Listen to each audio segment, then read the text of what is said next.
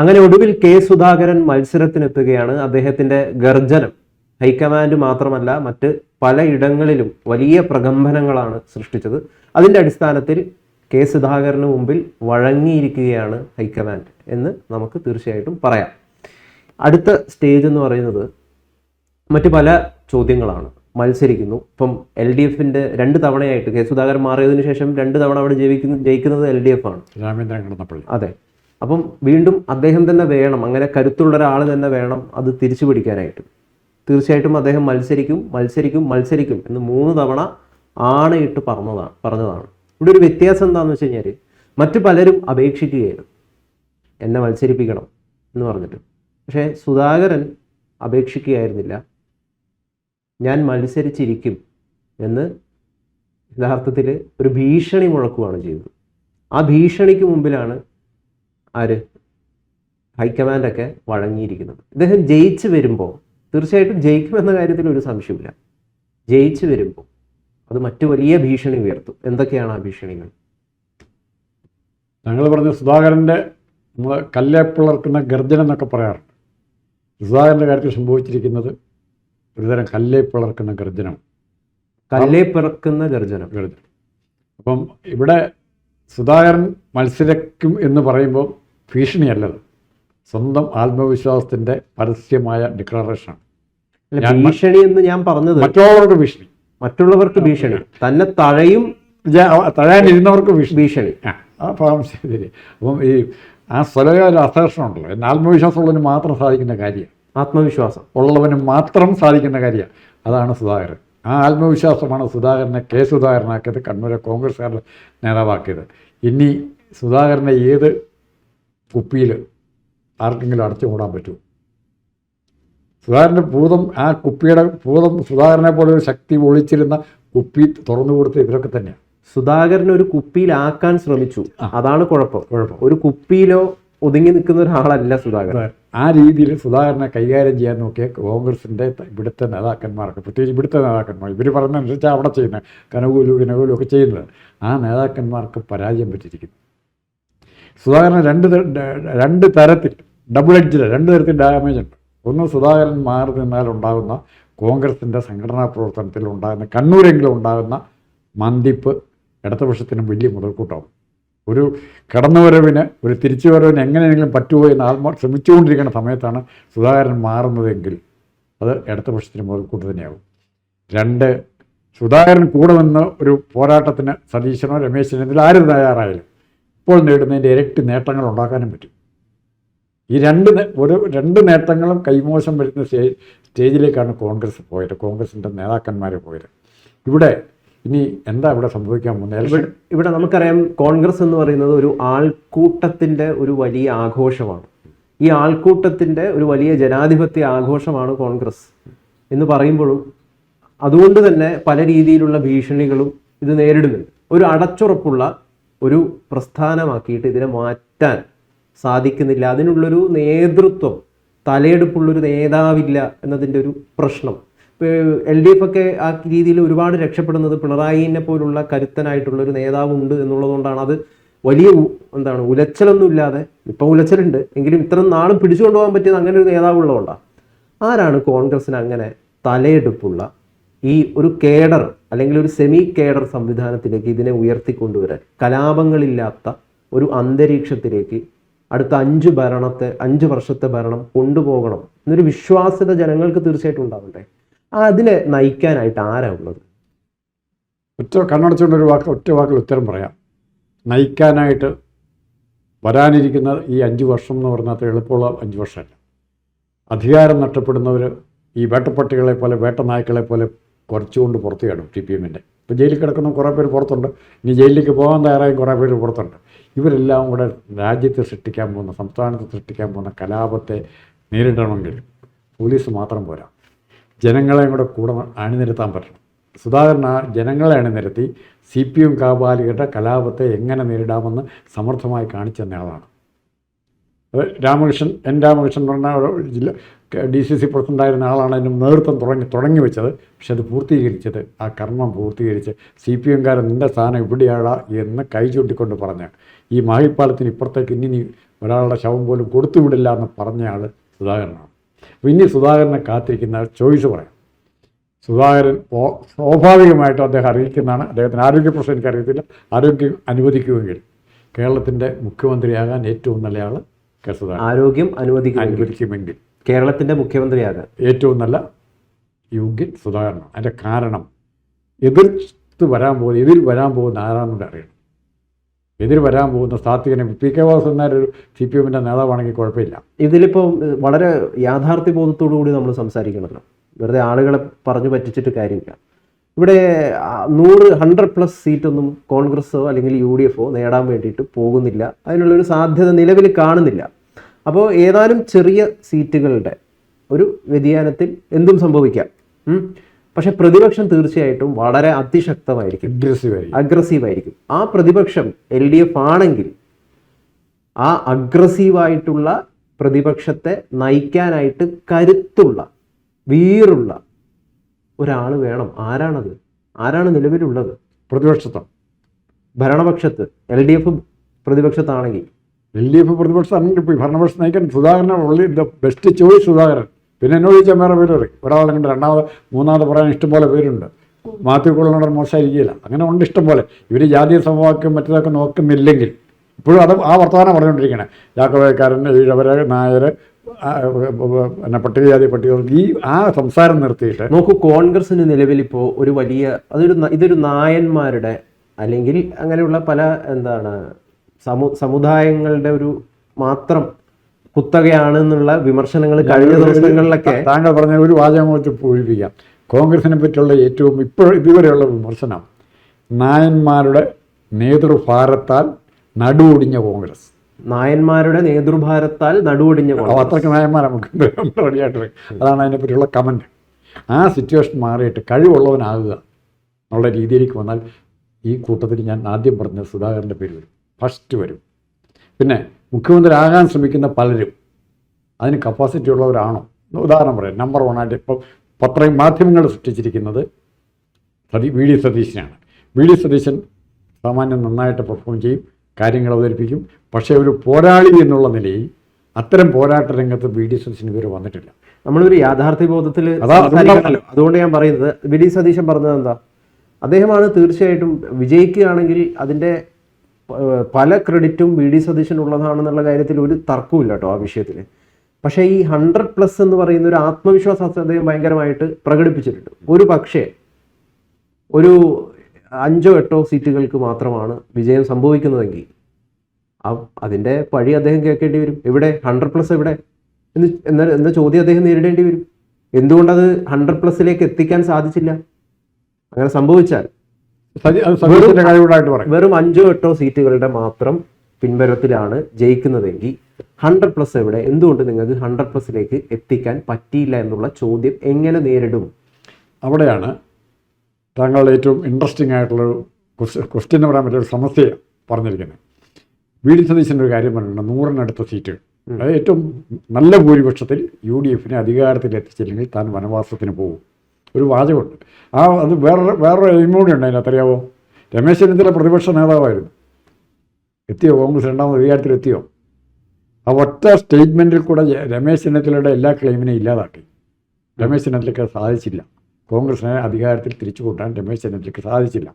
മറിച്ച് താൻ ഇങ്ങനെ ഈ ഒരു പരിസ്ഥിതിയിലാവുള്ളൂ എന്ന് പറയുമ്പോൾ രമേശിന് പിന്നെ മിണ്ടാൻ പറ്റും. ഈ നമ്മൾ രമേശ് ചെന്നിത്തലയെ നമ്മൾ ഒരുപാട് ബഹുമാനിക്കുന്ന നേതാവാണ്. അദ്ദേഹം ആദ്യ തവണ പിണറായിയുടെ ആദ്യ ടേമിൽ വളരെ മികച്ച രീതിയിൽ പ്രതിപക്ഷം ഒരുപാട് ആരോപണങ്ങളൊക്കെ കുറേ കാര്യങ്ങൾ അദ്ദേഹത്തിന് കൊണ്ടുവരാൻ പറ്റി. സ്പ്രിംഗ്ലർ അടക്കം നിരവധി വിഷയങ്ങൾ. പക്ഷേ ഈ കോവിഡ് എന്ന് പറയുന്ന ഒരു സിറ്റുവേഷൻ വലിയൊരു പ്രതിസന്ധി സൃഷ്ടിച്ചു എന്നുള്ളതൊരു യാഥാർത്ഥ്യമാണ്. അല്ലാതെ മറക്കരുത്. അദ്ദേഹം ഒരു നല്ല പ്രതിപക്ഷ നേതാവല്ല. ഈ കാര്യങ്ങൾ നിയമസഭയിൽ അവതരിപ്പിക്കുന്നതും, ഇപ്പോൾ ഉദാഹരണത്തിന് നല്ല വക്കീൽ കേസ് വാദിക്കുന്നു, ജയിക്കുന്നു, നല്ല ഭംഗിയായിട്ട് വാദിച്ച് കോടതിയിൽ, ഹൈക്കോടതിയിൽ, സുപ്രീം കോടതിയിൽ ഇങ്ങനെ വാദിച്ച് ആ കേസ് ജയിച്ചു. രണ്ടാമത്തൊരു സ്റ്റേജുണ്ട്, എക്സിക്യൂഷൻ എന്ന് പറഞ്ഞ സ്റ്റേജുണ്ട്. ആ വാദിച്ചുള്ള ജഡ്ജിയുടെ വിധി നടപ്പാക്കണം. അത് നടപ്പാക്കാൻ എക്സിക്യൂഷൻ പെറ്റീഷൻ ഫയൽ ചെയ്യുന്നതിൽ പരാജയപ്പെട്ടാലോ? രമേശ് ചെന്നിത്തല വളരെ സമർത്ഥമായിട്ട് പിണറായി വിജയൻ ഗവൺമെൻറ്റിൻ്റെ അഴിമതികൾ ഏറ്റവും ഭംഗിയായിട്ട് പുറത്തു കൊണ്ടുവന്ന രമേശ് ചെന്നിത്തലയാണ്. പക്ഷേ അതിൻ്റെ ചില കാരണങ്ങളാൽ അതിൻ്റെ ഫലപ്രദമായ അതിൻ്റെ നടപടികൾ മുന്നോട്ട് കൊണ്ടുപോകാൻ പറ്റിയില്ല. അവിടെയാണ് പിണറായി വിജയൻ വിജയിക്കുന്നത്. പിണറായി വിജയനോട് നമുക്ക് അത് നമ്മുടെ യാഥാർത്ഥ്യബോധത്തോടു കൂടി സംസാരിക്കണമല്ലോ, അല്ലാതെ വെറുതെ കള്ളം പറഞ്ഞിട്ട് കാര്യമില്ലല്ലോ. പിണറായി വിജയൻ യഥാർത്ഥത്തിൽ വിജയിക്കുന്നത് താങ്കൾ ഇപ്പം പറഞ്ഞ ആ എക്സിക്യൂഷൻ എന്ന് പറയുന്ന ഒരു സ്റ്റേജിലാണ്. അദ്ദേഹം പല വികസനങ്ങളും അതായത് നടക്കില്ല എന്ന് കരുതിയ പല കാര്യങ്ങളെയും എക്സിക്യൂഷനിൽ കൊണ്ടുവരാനായിട്ട് അദ്ദേഹത്തിന് സാധിച്ചു എന്നുള്ളത് ഒരു നേട്ടം തന്നെയാണ്. അതിനെ ചെറുതായിട്ട് കാണേണ്ട ആവശ്യമില്ല, മറ്റെന്തൊക്കെ പ്രശ്നങ്ങളുണ്ടെങ്കിലും. അല്ല, ആ കാര്യത്തിൽ പിണറായി വിജയന് അപ്രഹാരം ഉണ്ടായിരുന്നു. കാരണം 2 കാരണങ്ങളാണ്. സംഘടന പൂർണ്ണമായിട്ടും പിണറായിയുടെ കൂടെ, ഭരണകൂടം അതായത് പോലീസ് ഉൾപ്പെടെ ഉദ്യോഗസ്ഥന്മാരുടെ കൂടെ, ബാക്കി സാധാരണ ജീവനക്കാർ മുഴുവൻ ആരുടെ കൂടെയാണ്? സർക്കാർ ജീവനക്കാർ മുഴുവൻ അവരുടെ CPM-ൻ്റെ യൂണിയൻ. അപ്പോൾ ഇത്രയും അനുകൂല ഘടകങ്ങളുണ്ട്. അതുപോലെ കേന്ദ്ര നേതൃത്വം CPM-ൻ്റെ ഒരു കാലത്തും ഇല്ലാത്ത രീതിയിൽ MABVP-ലുള്ള സെക്രട്ടറി ആയിട്ടൂടെ കിട്ടി പോരെ. അത്ര അനുകൂല സാഹചര്യത്തിൽ നിന്നുകൊണ്ട് പിണറായി വിജയന് ചെയ്യാൻ പറ്റി. നാളെ ഇതിൻ്റെ നേരെ വിപരീത സാഹചര്യത്തിൽ ഗവൺമെൻറ്റിൻ്റെ പിന്തുണ, പോലീസ് ഉദ്യോഗസ്ഥന്മാരുടെ പിന്തുണ കാണിയില്ല, സംഘടനയുടെ പിൻബലം സംഘടന ഉണ്ടോയെന്ന് പോലും അറിയത്തില്ല. അങ്ങനെ ഒരാളാണ് കോൺഗ്രസിൻ്റെ മുഖ്യമന്ത്രിയായിട്ട് വരാൻ, ആ സിറ്റുവേഷനിലാണ് വരാൻ പോകുന്നത്. അപ്പം വെറുതെ വെറുതെ ആരെങ്കിലും പിടിച്ച് മുഖ്യമന്ത്രിയാക്കിയ കാര്യമില്ല. വെറുതെ ആരെങ്കിലും പിടിച്ച് മുഖ്യമന്ത്രി ആക്കിയ കാര്യമില്ല. സമുദായ സംഘടനകളെ റെക്കമെൻഡേഷൻ ലെറ്ററും കൊണ്ടുവന്നിട്ട് ഒരുത്തന്നെ മുഖ്യമന്ത്രിയാക്കിയിട്ട് കാര്യമുണ്ടോ? എന്ത് ചെയ്യാൻ പറ്റും? ഇവിടെ നമുക്ക് രമേശ് ചെന്നിത്തലയോട് ഒരുപാട് ബഹുമാനമുണ്ട്. എങ്കിലും പലരും ഇപ്പോൾ ഉയർത്തി കാണിക്കുന്നത് രമേശ് ചെന്നിത്തല മുഖ്യമന്ത്രിയാകണം. അത് അങ്ങനെ ചെയ്തു കഴിഞ്ഞ് കഴിഞ്ഞാൽ മറ്റുള്ളവരുടെ എഫേർട്ടിന് ആരാണ് ഈ തെരഞ്ഞെടുപ്പിനെ നയിച്ചത്, നേട്ടം നേടിക്കൊടുത്തത്, അങ്ങനെയുള്ള പല ആളുകളുടെയും എഫേർട്ടിനെ ചെറുതാക്കുന്ന പോലെയാകും. അല്ല, എനിക്ക് രാഷ്ട്രീയമായി യാതൊരു ബഹുമാനവും ഇല്ലാത്ത ഒരാളാണ് രമേശ് ചെന്നിത്തല. താങ്കൾക്ക്? എനിക്ക് വളരെയധികം ബഹുമാനം. എനിക്ക് വ്യക്തിപരമായിട്ടായി പറയാം. എൻ്റെ ഒറ്റ കാരണം എനിക്കുള്ളൂ. താക്കോൽ സ്ഥാനം എന്ന് പറഞ്ഞാൽ സുകുമാരൻ നായരുടെ കത്തും മേടിച്ചിട്ടുണ്ടോ, നല്ല റെക്കമെൻഡേഷൻ്റെ പേരിൽ ഇദ്ദേഹം തിരുവഞ്ചൂർ രാധാകൃഷ്ണനിൽ നിന്നും ആഭ്യന്തരമന്ത്രി സ്ഥാനം എപ്പോൾ പിടിച്ച് മേടിച്ചോ അന്ന് അദ്ദേഹം രാഷ്ട്രീയക്കാരനല്ലാതായി എന്ന് ഞാൻ പറയും. ഇപ്പോഴും സമുദായ നേതാക്കളുമായിട്ട് അയക്ക് ബന്ധം, ഇപ്പോഴും അങ്ങനെ ബന്ധപ്പെടാൻ നോക്കുന്നത്. ഇപ്പോൾ കഴിഞ്ഞ ദിവസം ചാനൽ ചർച്ചയിൽ ഗംഭീര ചോദ്യം, ആ ചോദ്യം ഓർത്തിരുത്തണം, ഇനിയും പലയിടത്തും ചർച്ചയ്ക്ക് ചോദിക്കാം. ഏതോ സമുദായ സംഘടന KPCC പ്രസിഡന്റിനും VD സതീശനും കത്ത് കൊടുത്തിരിക്കുന്നു, തങ്ങളുടെ സമുദായത്തിൽപ്പെട്ട ഇത്ര പേരെ MLA-മാരുടെ സ്ഥാനാർത്ഥിത്വം കൊടുക്കണമെന്ന്. ഒരു സംഭവപ്പെട്ട അത് അവരുടെ ജോലി കൊടുത്തു. ഇതുപോലൊരു കത്ത് കൊടുക്കാൻ ആ സമുദായ സംഘടന CPM-ന് കൊടുക്കാൻ, പിണറായി വിജയന് കൊടുക്കാൻ ധൈര്യപ്പെടും? അത് വലിയ ചോദ്യം. അത് പിണറായി വിജയൻ്റെ അടുത്തേക്ക് ഇത്തരം ഒരു കത്തുമായിട്ട് പോകും. ആ കത്ത് കൊടുക്കാനുള്ള സൈന്യം. അപ്പം അത്തരം സമുദായ പ്രഷറുകളിൽ നിന്നും സാങ്കേതികമായ അല്ലെ താല്പര്യ കക്ഷികളുടെ സമ്മർദ്ദങ്ങളെ അതിജീവിക്കാൻ കഴിവുള്ളവൻ തന്നെയായിരിക്കണം മുഖ്യമന്ത്രിയായിട്ട് വരേണ്ടത്. പക്ഷേ മറ്റു പലരും ഈ പ്രഷറിനെ അതിജീവിക്കുകയില്ല, പ്രഷറിൻ്റെ ഭാഗമായി നിന്ന് അവർക്ക് എന്തെങ്കിലും കിട്ടുമെന്ന് മാത്രം നോക്കുന്നവരാണ്. ഇവിടെ സാർ പറഞ്ഞത് ശരിയാണ്. ഇതിപ്പോൾ UDF ആണ് അധികാരത്തിൽ വരുന്നതെങ്കിൽ ഈ 100+ എന്നൊക്കെ പലരും പറയുന്നുണ്ട്. അത് എത്രമാത്രം യാഥാർത്ഥ്യ ബോധത്തോടെയാണ് സംസാരിക്കുന്നതെന്ന് നമുക്കറിയില്ല. രാഷ്ട്രീയക്കാർക്ക് തീർച്ചയായിട്ടും ആത്മവിശ്വാസം പ്രകടിപ്പിച്ചിട്ടേ സംസാരിക്കാൻ പറ്റുള്ളൂ. പക്ഷേ നിലവിൽ നമ്മൾ പരിശോധനയ്ക്കനുസരിച്ചിട്ട് ഈ 100+ ഒന്നും ഒരിക്കലും സംഭവിക്കാൻ പോകുന്നില്ല. എന്തായാലും ഒരു ജയിക്കുകയാണെങ്കിൽ ഒരു 5-8 സീറ്റുകൾക്ക് ജയിക്കുമായിരിക്കും. അപ്പോൾ അവിടെ ചോദ്യം നിലനിൽക്കുകയാണ്, എന്തുകൊണ്ട് 100+ലേക്ക് എത്തിക്കാൻ നിങ്ങൾക്ക് പറ്റിയില്ല?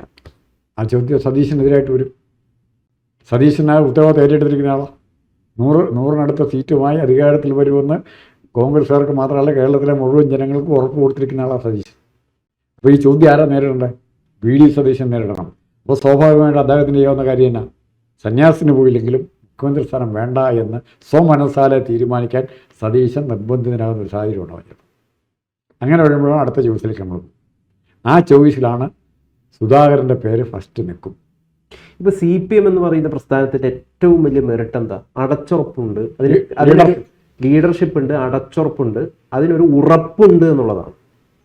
നമ്മൾ ഈ കോൺഗ്രസിലേക്ക് വരുമ്പോൾ അതിൻ്റെ ഏറ്റവും വലിയ പരാജയമായിട്ട് കാണിക്കുന്നത് അതിന് ഉറപ്പില്ല. അതിങ്ങനെ പലപ്പോഴും ദുർബലമാണ്. പല സാമുദായിക വിഷയങ്ങളും അല്ലെങ്കിൽ പല കാരണങ്ങൾ കൊണ്ട് ദുർബലമാണ്. ഗ്രൂപ്പുണ്ട്, അങ്ങനെ പല പല വിഷയങ്ങൾ. ഇപ്പം ഈ സ്ഥാനാർത്ഥി പട്ടിക വന്നതിന് പിന്നാലെ തന്നെ വെട്ടിനിരത്തി എന്ന് പറയുന്ന ആരോപണം വരുന്നു. മറ്റു പല രാജ്മോഹൻ ഉണ്ണിത്താൻ പല കാര്യങ്ങളുമായിട്ട് എനിക്ക് താല്പര്യമുള്ള എന്നെ അധിക്ഷേപിച്ചൊരു സ്ഥാനാർത്ഥിയാണ് അവിടെ കാസർഗോഡ് നിർത്തിയിരിക്കുന്നതെന്ന് പറയുന്നു. അങ്ങനെ പല പല പല പല പല അഭിപ്രായങ്ങൾ. അപ്പം ഇതിനെ ഒരു സ്ട്രക്ചറിൽ കൊണ്ടുവരണം, അല്ലെങ്കിൽ ഒരു ഓർഡറിൽ കൊണ്ടുവരണം. പ്രതിപക്ഷം വളരെ കരുത്താണെങ്കിൽ, വളരെ ഇരട്ടി കരുത്തുണ്ടാകുമ്പോൾ അതിനെ അതേ കരുത്തോടുകൂടി ഓർഡറിൽ നിർത്താൻ ഒരു വളരെ കരുത്തുള്ള ഒരാൾ വേണം. ആരാണ് അയാൾ? അതിന് പറ്റിയ ആൾ K. സുധാകരനല്ലേ? പല പ്രാവശ്യം നമ്മൾ ആവർത്തിച്ച് ആരോടും പറഞ്ഞു കൊടുക്കേണ്ട. ഏത് കൊച്ചു കൂട്ടിയോട് ചോദിച്ചാലും സുധാകരനെ പറ്റി അറിയാവുന്ന ഇപ്പോഴത്തെ നിലവിലുള്ള കോൺഗ്രസ് നേതാക്കന്മാരുടെ കാലിബർ അറിയാവുന്ന ആരും പറയും സുധാകരൻ ഒഴികെ വേറെ ആരുടെ പേര് പറയാനില്ല. മറ്റ് രംഗങ്ങളിലുണ്ട്. ഇപ്പോൾ ഞാൻ എന്താ പറഞ്ഞാൽ ധനകാര്യമന്ത്രിയായിട്ട് ഏറ്റവും നല്ല ആൾ വി.ഡി. സതീശനായിരിക്കും, വ്യവസായ മന്ത്രിയായിട്ട് കുഞ്ഞാലിക്കുട്ടി ഉണ്ടാവും, ആരോഗ്യമന്ത്രിയായിട്ടോ അല്ലെങ്കിൽ അതുപോലെ ധനകാര്യമന്ത്രിയായിട്ട് വേണമെങ്കിൽ CP ജോണുണ്ട്. CP ജോണിനെ പോലുള്ള കഴിവുള്ളവർ, CP ജോണൊക്കെ ഏത് വകുപ്പും കൈകാര്യം ചെയ്യാൻ കഴിവുണ്ട്. എക്കണോമിക്സിൻ്റെ കാര്യത്തിൽ തോമസ് ഐസക്കിൻ്റെ 10 ഇരട്ടി മുമ്പേ നിൽക്കും. കേരളത്തിൻ്റെ എക്കണോമിക്സിനെ പറ്റി ഏറ്റവും നല്ല ധാരണയുള്ള ചുരുക്കം ചെല്ലുന്ന ഒരാൾ CP ജോണാണ്. അങ്ങനെ കോൺഗ്രസിലും ഇതുമായിട്ട് ഇപ്പോൾ മാറ്റിക്കൊള്ളേണ്ട പേര് ഞാൻ പറഞ്ഞു കഴിഞ്ഞു. ഏത് വകുപ്പും കൈകാര്യം ചെയ്യാൻ കഴിവുള്ള ആളേക്ക് മാറ്റിക്കൊള്ളാണ്. പിന്നെ വലിയ തിരുവഞ്ചൂർ രാധാകൃഷ്ണൻ, ഈ TP ചന്ദ്രശേഖരൻ കേസിലെ മുഴുവൻ പ്രതികളെയും പിടിച്ചയാളാണ് TP ചന്ദ്രശേഖരൻ. തിരുവഞ്ചൂർ രാധാകൃഷ്ണൻ ആഭ്യന്തരമന്ത്രിയായിരുന്നപ്പോഴാണ് ആ അന്വേഷണത്തിന് താഴെ പറഞ്ഞ് ആരും രമേശ് ചെന്നിത്തലയിലേക്ക് ആ ആഭ്യന്തര വകുപ്പ് മാറിക്കഴിഞ്ഞപ്പോൾ ഒത്തിരി തടസ്സങ്ങൾ പിന്നെ ഉണ്ടാവുകയും പ്രതികൾ വല്ലതും രക്ഷപ്പെടുന്ന സാഹചര്യം ഉണ്ടായി, അന്വേഷണം മുരടിച്ചു. അപ്പോൾ ഇങ്ങനത്തെ ഒത്തിരി ആഭ്യന്തര പ്രശ്നങ്ങളുണ്ട്. ഭരിച്ച് കാണിച്ചവരുണ്ട് എനിക്കിത് ചെയ്യാൻ പറ്റും. ഇപ്പം കഴിഞ്ഞ ദിവസം ഒരു രാഷ്ട്രീയ വിദഗ്ധനൊക്കെ സംസാരിച്ചത് ഇപ്പോഴും തന്നെ തെരഞ്ഞെടുപ്പ് വന്നപ്പം തന്നെ ഇത്രമാത്രം പൊട്ടിത്തെറി, അപ്പം ഇനി 5 വർഷം എന്തായിരിക്കും എന്നാണ് പറഞ്ഞത്. അപ്പോൾ സ്വാഭാവികമായിട്ടും അങ്ങനെ ഒരു അവസ്ഥ വന്നു കഴിഞ്ഞാൽ ഇതിലും നല്ലത് പിണറായിയുടെ ഭരണം തന്നെ ആയിരിക്കും പറയാം. അങ്ങനെ ജനം പറഞ്ഞു പോകും. അപ്പം അങ്ങനെ ജനം പറയാതിരിക്കണമെങ്കിൽ കരുത്ത് വേണം, ഉറപ്പ് വേണം, സ്ട്രക്ചർ വേണം, ഇത്തരത്തിലുള്ള കലവില ഒച്ചപ്പാടുകൾ ഇല്ലാതാവണം. അങ്ങനെ ഇല്ലാതാവണമെങ്കിൽ നയിക്കാൻ ഒരു കരുത്തനും വേണം. നയിക്കാനൊരു കരുത്തനും അദ്ദേഹം ട്യൂൺ ചെയ്യുന്ന രീതിയിൽ നിൽക്കുന്ന ഒരു സംഘടനയും വേണം. ഇവിടെ സംഘടന ഇല്ല. കോൺഗ്രസിന് ഇപ്പോഴത്തെ സുധാകരൻ പ്രസിഡന്റായി, സതീശൻ പ്രതിപക്ഷ നേതാവായി കഴിഞ്ഞപ്പോൾ കേഡർ സംവിധാനം എന്ന് പറഞ്ഞാൽ ബൂത്ത് കമ്മിറ്റിയൊക്കെ ഉണ്ടാക്കുന്ന ഒരു പർട്ടിക്കുലർ സ്റ്റേജ് വരെ എത്തിയപ്പോൾ ഉടനെ പാർലമെൻറ്റ് ഇലക്ഷൻ വരുന്നു, ഇനി ബൂത്ത് കമ്മിറ്റി വേണ്ട എന്ന് പറഞ്ഞ് ബഹളം ഉണ്ടാക്കിയവർ ഈ കൂട്ടത്തിലുണ്ട്. മുഖ്യമന്ത്രിയായി നടക്കുന്നവരുണ്ട്. സംഘടനയുടെ വളർച്ചയെ പൂർണ്ണമായിട്ട് മുളയിലെ നുള്ളിക്കളഞ്ഞ ആൾക്കാരുണ്ട്. സംഘടന കെട്ടിപ്പിടിക്കുന്ന ആ വർഗത്തിൽപ്പെട്ടവർ ഈ കൂട്ടത്തിലുണ്ട്. അപ്പോൾ ഇതിനകത്തൊരു വലിയ പ്രശ്നം, ആൾക്കാർ ഇഷ്ടപ്പെടുന്നത് വൾണറബിൾ ആയിട്ടുള്ള ആൾക്കാരെയാണ്. തങ്ങളുടെ സീനിയർ അല്ലെ ബോസായിട്ട് വരുന്നത് വൾണറബിളായിരിക്കണം. നമ്മളിതിന് നേരത്തെ ഓഫീസിൽ നിന്ന് പോയാൽ കണ്ണ് ഉരുട്ടാൻ പാടില്ല, താമസിച്ച് വന്നാൽ കണ്ണുരുട്ടാൻ പാടില്ല, നമ്മൾ മദ്യപിച്ചുകൊണ്ട് ഓഫീസിൽ വന്നാൽ മിണ്ടാൻ പാടില്ല, അല്ലെങ്കിൽ അതുപോലത്തെ നമ്മുടെ ചെറിയ ചെറിയ വൃത്തികേടുകൾക്ക് കൂട്ടു നിൽക്കുന്ന അല്ലെ കണ്ണടയ്ക്കുന്ന ഒരാളെയാണ് ആർക്കിഷ്ടം, മറ്റുള്ളവർക്കിഷ്ടം. അങ്ങനെ വരുമ്പം അതിന് മോശം ചോയ്സാണ് സുധാകരൻ പിണറായിയുടെ കാര്യത്തിൽ യാതൊരു വിട്ടുവീഴ്ചയും കാണിക്കില്ല. പിണറായിയോട് സൗഹൃദം കാണിക്കുന്ന ആരെങ്കിലും ഈ കൂട്ടത്തിലുണ്ടെങ്കിൽ സുധാകരൻ ഇഷ്ടപ്പെടുമോ? ഞാൻ ഈ പറഞ്ഞ കാര്യം ശ്രദ്ധിക്കാം. വളരെ സോഫ്റ്റ് കോർണേഴ്സ് പിണറായിയോട് കാണിക്കണം എന്നാഗ്രഹിക്കുന്ന നേതാക്കന്മാർ ആരെങ്കിലും ഉണ്ടെങ്കിൽ സുധാകരൻ ഇഷ്ടപ്പെടുകയില്ല. സുധാകരൻ 2016 പ്രതിപക്ഷ നേതാവായി വന്നിരുന്നുവെങ്കിൽ ഒരു പക്ഷേ ഇപ്പോൾ പിണറായി കാണിയല്ലായിരുന്നു, തുടർഭരണം ഉണ്ടാവില്ലായിരുന്നു. ഉറപ്പാണ്. അതാണ് അതിന് സത്യം. അപ്പോൾ ആരാകണം സുധാകരൻ? അദ്ദേഹം എന്തായാലും മത്സരിക്കും എന്നുള്ള കാര്യത്തിൽ ഉറപ്പായി. അദ്ദേഹത്തിന്റെ ഗർജനം ഏറ്റിരിക്കുന്നു. അദ്ദേഹം വഴങ്ങുകയല്ല ചെയ്തത്, മറിച്ച് ഹൈക്കമാൻഡ് അദ്ദേഹത്തിന് വഴങ്ങിയിരിക്കുന്നു. മത്സരിക്കും, ജയിക്കും. ജയിച്ചു കഴിഞ്ഞാൽ എന്ത് സ്ഥാനം? മുഖ്യമന്ത്രിയാണോ ആഭ്യന്തരമന്ത്രിയാണോ? താങ്കൾ ഈ ചർച്ച തുടങ്ങി വെച്ചുകൊണ്ട് ഒറ്റ ഉത്തരം പറയാം. പിണറായി വിജയനോട് വലിയ ദ്രോഹമായി ധരിക്കുന്നത് ഈ സെക്കൻഡ് തൊട്ട് ഇങ്ങനെ നോമിനേഷൻ കൊടുക്കാൻ പോകുന്നു എന്നറിയുന്ന ആ നിമിഷം മുതൽ പിണറായി വിജയന് ഉറക്കം നഷ്ടപ്പെട്ടിരിക്കും. ഞാൻ പറയുന്നത് മുഖ്യമന്ത്രിയോ ആഭ്യന്തരമന്ത്രിയോ അതാവുകയാണെങ്കിൽ ആരാകും? മുഖ്യമന്ത്രിയാവണം ഏറ്റവും നല്ലത്. ആഭ്യന്തരമന്ത്രി ആര് വേണേ ആയിക്കോട്ടെ. സുധാകരൻ മുഖ്യമന്ത്രി ആയിരിക്കുമ്പോൾ ഒരു ആഭ്യന്തരത്തെ സുധാകരൻ മേലെ കളിക്കുകയില്ല. അതാണ് അതിൻ്റെ വ്യത്യാസം.